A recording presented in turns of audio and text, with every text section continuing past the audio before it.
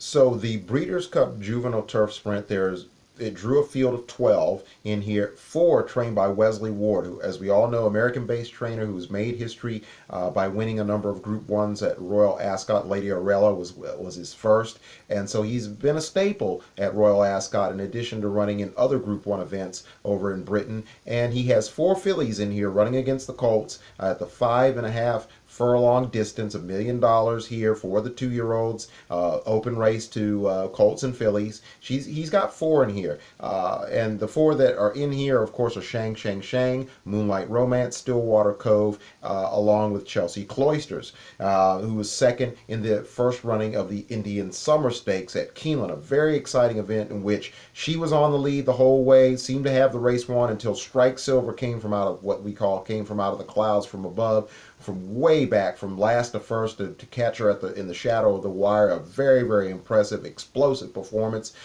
by the Mark Casse trainee, ridden by Julia Leperoux. Comes in here off of that. So she was a very credible second. She's run second in three straight times, so she has been very consistent. Will she get her picture taken in this Grade 1 juvenile turf sprint? She's been very, very consistent. Another horse coming in here who had a little bit of trouble in the early part of his career. Has had a couple, so-so runs, but came from last to first in the Cornwallis Stakes, is Sergei Prokofiev, out of the Aidan O'Brien barn, ridden by the incomparable Ryan Moore. Came from last to first. It was a very impressive performance. For those of you trying to make last-minute assessments, YouTube that video. May even be available on Twitter in some outlets. Very, very impressive the way he came from off the pace. He comes in at 6-1, so he'll get play. Some are going to hope his number goes up a little bit. The pace is going to be lively at 5.5 furlongs. Obviously, no mistakes can be made, and if there is, that can probably be the difference between gold and silver and bronze, whether you hit the top three or finish in the fourth spot to get a significant chunk of this $1 million purse. So definitely, positioning and speed is going to be everything. And it's just a matter of who has the most speed at the very, very end. And if you're coming from behind, you have to hope that perhaps you've got clear sailing the way that Strike Silver did in order to be able, and the turn of foot, obviously, and the explosion to run these front running and stalk and pounce horses down. So that's what's going to be interesting. If you look in here at these horses, Chelsea Cloisters, second 3 straight time. Moonlight Romance was very impressive, winning at Saratoga. And then, of course, you also have a horse like Stillwater Cove, she won at Saratoga. Moonlight Romance rebounded from a 13th place effort to win the Kentucky Cup Juvenile Sprint.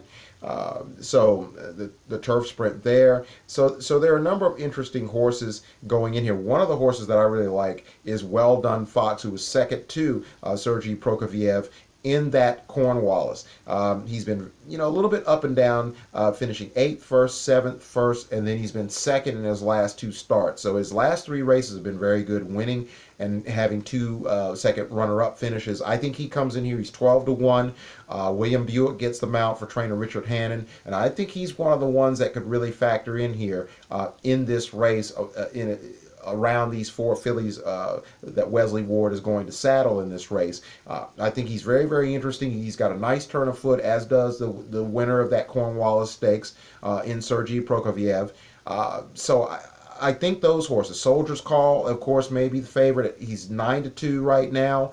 A very, very interesting horse. Has been very, very good in winning those Group 1s over in Europe. So that's a horse that you got to look at.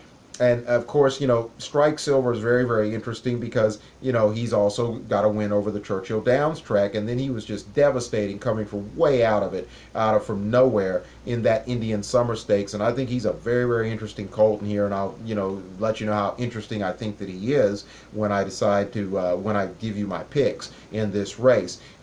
Again, there's not a lot of tremendous long shots in this field. You have Pocket Dynamo at 20-1. Queen of Bermuda also at 20. So Perfect, another filly coming in here. Aiden O'Brien. She had a bad run, and then she since rebounded and ran very, very well. So she's a horse again. The Aiden O'Brien factor will, she's at 12-1. So will her speed translate in here? A lot of fillies in here running against the Colts, which is something we should see more of in the Breeders' Cup overall. But now we've got all these races. It's a little bit of a different ball game. But Bulletin is a horse out of the top Pletcher barn. Very lightly raced, could be a star, is in maybe he's in pretty tough in here, but again, you got to start somewhere. You might as well start, in the Breeders' Cup and give it a shot. So he's at 10-1 though, so he's got some value there, and I think that's a horse with a Pletcher factor that will take in some money. Again, Stillwater Cove is 20-1. Shang Shang Shang is 5-1 off that historic win over at Royal Ascot. So he's 5-1. And then, of course, Chelsea Cloisters at 8-1. Very consistent. Stillwater Cove at 20. As I said before, Moonlight Romance at 12. Those are the Wesley Ward horses and the odds attached to those four.